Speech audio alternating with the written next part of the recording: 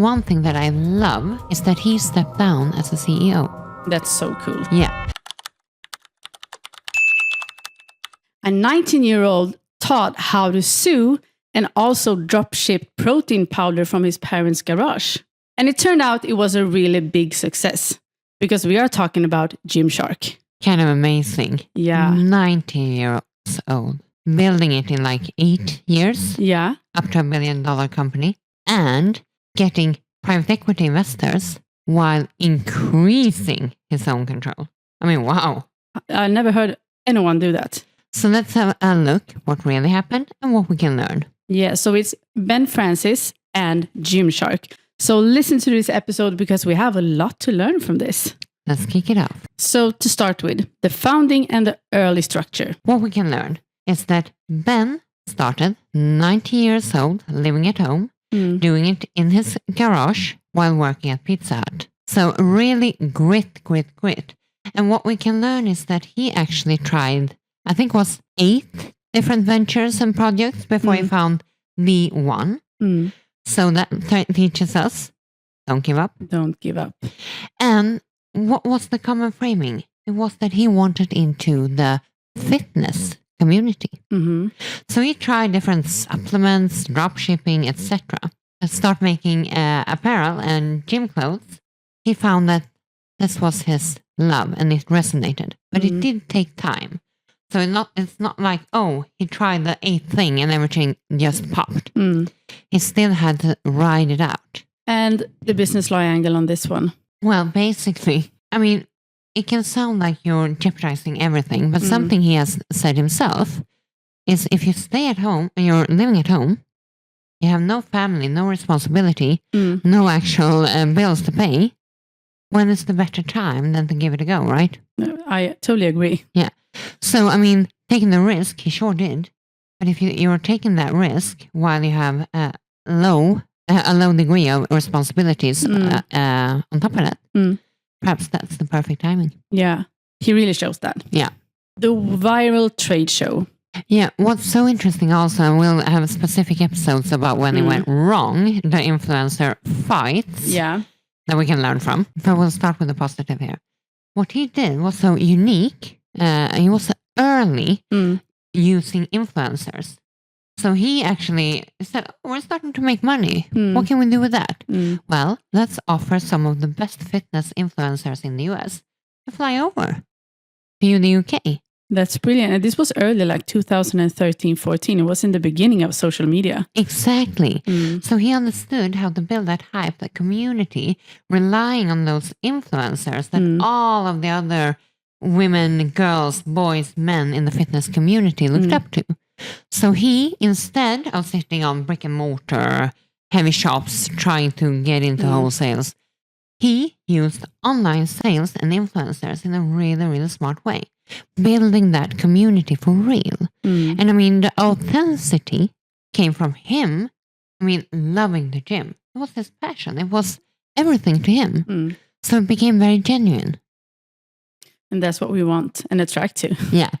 So business lawyer lessons, I guess, is reinvest, dare to take the chance early on before you have too much responsibilities and high costs.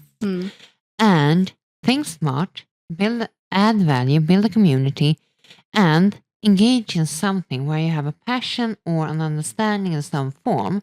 That means that you can ride it out. Even in the tough periods, if you have that core connection, that core feeling for what you're doing, like you're both an entrepreneur and rhetorical expert, which means that this is a perfect fit for you, right? Yeah. Yeah.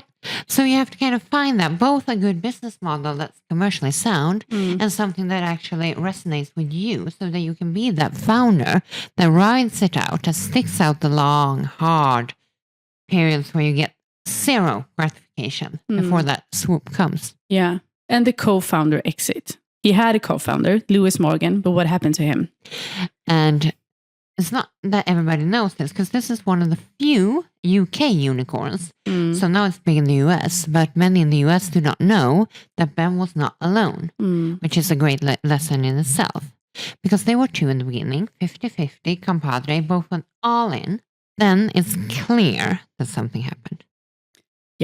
it didn't work out. We don't know exactly what. It's also clear that Lewis, in interviews, refers to skeletons in the closet, things he cannot talk about. So much shit going on. So, obviously, they have had some kind of settlement agreement or confidentiality agreement where he cannot disclose why, what, and what he perceives has been going on, right? So, lesson number 1, conflicts happen. That one founder leaves, that is not a shock. No. People can sometimes feel like, oh, this signals that I'm a bad person, I messed it up. No. I mean, they were 19 when they got going. Come on. You don't know what will happen. You're young. If you're 20 plus and start a company together, you might not work out. It might not be what one of them expected from being an entrepreneur, etc. So that's completely fine that you part ways. And the second one is, if you part ways, make sure you have a settlement, a clear agreement. What happens? Can I buy you out? To what valuation, etc.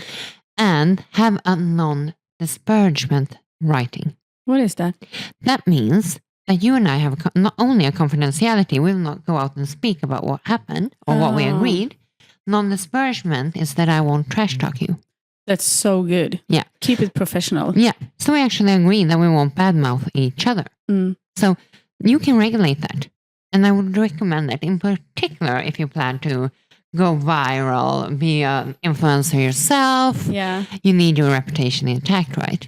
So that's a really smart one, and it's clear that Ben has used it in some form.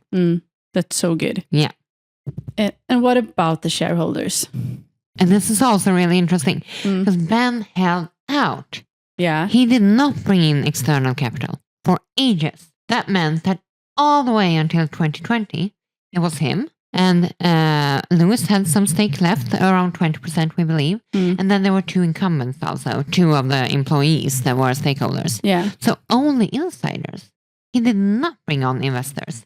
And many startups feel like investors is when we celebrate, right? Yeah. He didn't. He held out, and that is super impressive and something we can all learn from. He seems like a super cool and calm person. I mean, when you look at him, it's just like so grounded, and it mirrors what he do in Gymshark as well. Yeah, it's very impressive being so young. And the next business law lesson that we can learn from him being young and actually sound and grounded, he talks a lot about the importance about personal development. If you're going to grow with the company, you need to grow as a person. And one thing that I love that we can all learn from is that he stepped down as a CEO. That's so cool. Yeah. Because many founders seem to believe that I need to be the CEO. That's part of it. That's a statement. That's me. And if I'm not CEO, then I won't decide over the company. I lose control. And that's not true. You can be the majority owner. You can have a shareholders agreement saying you're the founder with veto rights, control rights. And there can be somebody else who's older, more senior, more experienced, who's more appropriate to have as a CEO. So he stepped down. And that doesn't mean he stepped down from the company. And then he stepped into it again. So the last big learning for us all is the wow when they actually brought in the private equity actor, General Atlantics. Wow. Because what he did was, number 1, he got a unicorn valuation over $1 billion. Wow. That's super cool. Number 2, which is crazy unusual, he did not decrease his investment. He did not? No. Usually you get diluted or you do a partial exit, you sell some of your shares to kind of bring it out. Yeah. He increased his holding. He got Lewis out. Lewis got $100 million. He was happy. 28, time to retire. No. he is doing big things somewhere else. Yeah. Yeah. And General Atlantic said, okay, fine. You will increase your holding to over 70%. And he came back as CEO, right? So he actually increased his control of the company while bringing in a strategic investor who could facilitate him growing in the US, which was the plan. This guy is amazing. It's fantastic. Yeah. And I really like the idea of the personal development when you grow in your company, because I read somewhere like being an entrepreneur is realizing that you were stupid 6 months ago. And I actually feel that way sometimes. I love it too. And I love that lesson about stepping down as CEO. Yeah. And then even going back to the role. And about you don't have to make an exit just because private equity come in. I mean, he wants to look at the company in a 100 years perspective. That's what he wants. And he's doing it. He's doing it. So we have a lot to learn from Ben. Yeah, inspirational. It's really inspirational. And we all know about Gymshark, and now you know about Ben as well, the founder. Yeah, and we'll have some juicy episodes about influencer conflicts, Yes. which we can also learn a lot from. Stay tuned. Yeah, but this is the crazy founder, dedicated, passionate, made it completely contrarian to what you typically see from a founder journey. So lessons learned. Lessons learned, and we learn it from our business lawyer as always. And remember, this is not legal advice. Knowledge sharing. Knowledge sharing as always. And remember to like and subscribe. Until next time. Hej då! Hej då!